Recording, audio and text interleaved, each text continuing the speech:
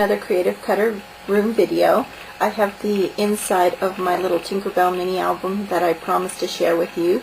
This album started out as a Creative Imaginations Bare Essentials album, meaning that it just came white and it was bound on one side here. But as you can see, I've cut off the binding edge so that it would break apart and I could have individual pages.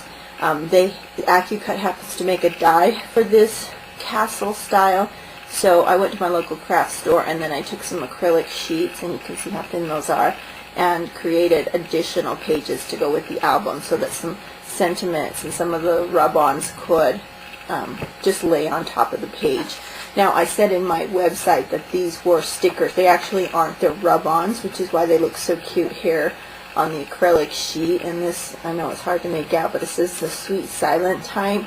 And this entire rub-on sheet I found at Joann's, and it's just in the Disney section. So I used some die cut with a view paper from my Think a Girl stack for a lot of the chipboard album pieces. And this is I hollowed out frame, but I wanted that to just kind of frame out the image that I'm going to put back there of my daughter. But the Tinkerbell rub-on is right here on the side, and for that rub-on I happened to just put it on some white cardstock and then fussy cut around it so that she could sit a little bit elevated right there. You can see the back of this. You can still see the rub-on letters, but it's pretty thin and light, so it looks cute on, but it doesn't get in the way at all. There's another little rub-on flower there at the very top of that arch. The back side, I just did another simple flower here at the top of that arch.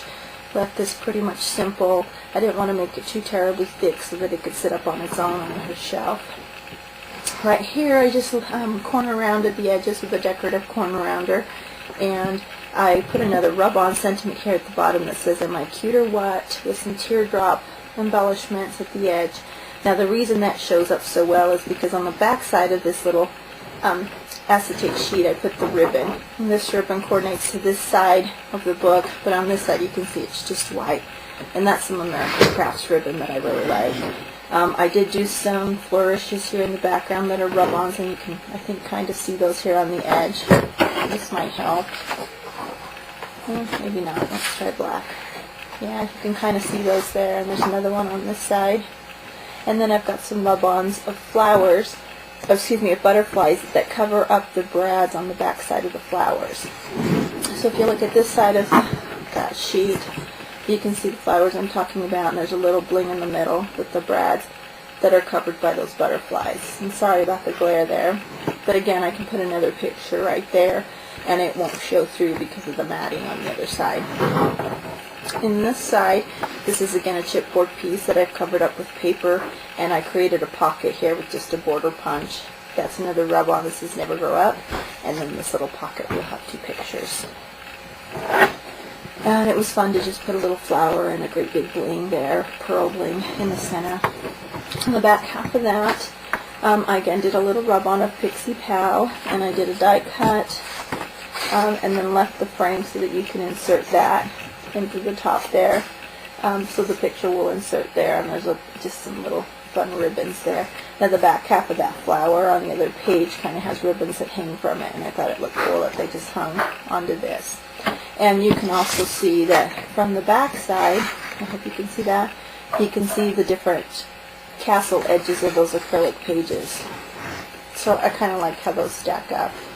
Now on this side, I have room for a 4x6 on the back here, but I created this little sliding Tinkerbell, which is something I saw at Disneyland, and it kind of reminded me of the light show that you see every night. And this is just a little matted rub-on Tinkerbell with the picture hanger that I put across this ribbon here. So it's kind of interactive, kind of fun, but I really liked it. The Tinkerbell rub-on looked like she was flying, so I thought that fitted well. The back half of that chipboard frame is just again another frame, and the ribbon is left so that you can tuck the picture in behind there.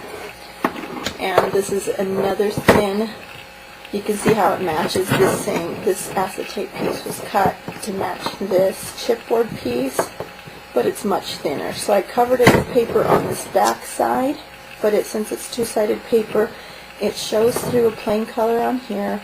I added some rub-ons, and then this piece is actually just a little open flap. So I can put a couple more pictures there. And the back half, again, just has these little border punched edges. This is made with my plantain. This is the same plantain cartridge, but with a different creative feature on there that had the holes in it. And I can tuck in the picture underneath those as well. And again, there's a cute flower at the top here, just being held on with a brad.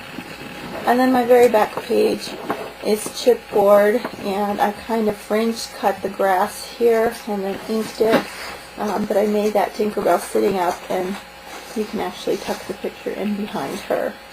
So I left this part up here kind of simple, because I think I might do some journaling on that tower part right there. And then on the back, I just had a couple of leftover rub-ons that I used on the back here, another flying Tinkerbell and a cute flower, to complete my castle. And if you've read my website, creativecutterroom.com, you'll know that I plan to recreate a Tinkerbell album using my Cricut cartridges more now that I have Tinkerbell and Friends. I'll look for a little bit bigger castle shape and then show you that when I complete it. But thanks so much for watching, and I hope you take time to leave comments. Bye-bye.